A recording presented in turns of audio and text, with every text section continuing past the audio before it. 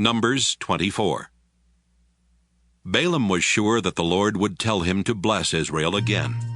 So he did not use any magic to find out what the Lord wanted him to do, as he had the first 2 times. Instead, he looked out toward the desert and saw the tribes of Israel camped below. Just then, God's Spirit took control of him, and Balaam said, I am the son of Beor, and my words are true, so listen to my message. It comes from the Lord, the God all-powerful. I bowed down to him and saw a vision of Israel. People of Israel, your camp is lovely. It's like a grove of palm trees or a garden beside a river. You are like tall aloe trees that the Lord has planted, or like cedars growing near water.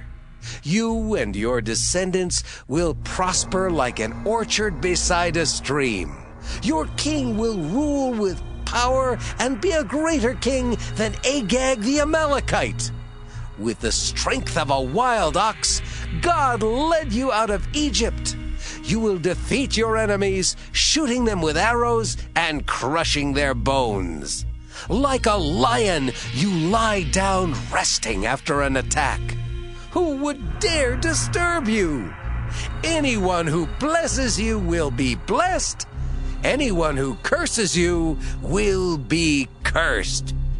When Balak heard this, he was so furious that he pounded his fist against his hand and said, I called you here to place a curse on my enemies, and you've blessed them 3 times.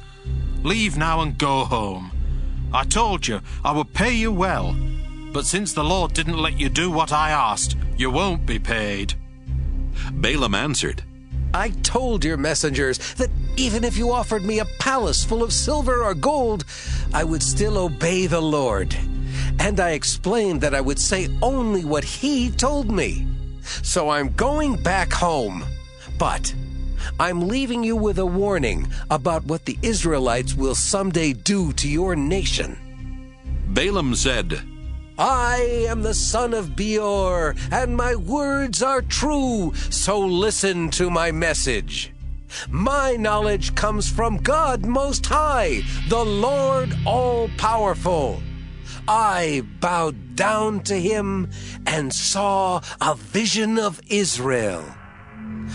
What I saw in my vision hasn't happened yet, but someday a king of Israel will appear like a star. He will wipe out you Moabites and destroy those tribes who live in the desert. Israel will conquer Edom and capture the land of that enemy nation. The king of Israel will rule and destroy the survivors of every town there. And I saw this vision about the Amalekites. Their nation is now great, but it will someday disappear forever. And this is what I saw about the Canaanites. They think they're safe living among the rocks, but they will be wiped out when Assyria conquers them. No one can survive if God plans destruction. Ships will come from Cyprus, bringing people who will invade the lands of Assyria and Eber. But finally, Cyprus itself will be ruined.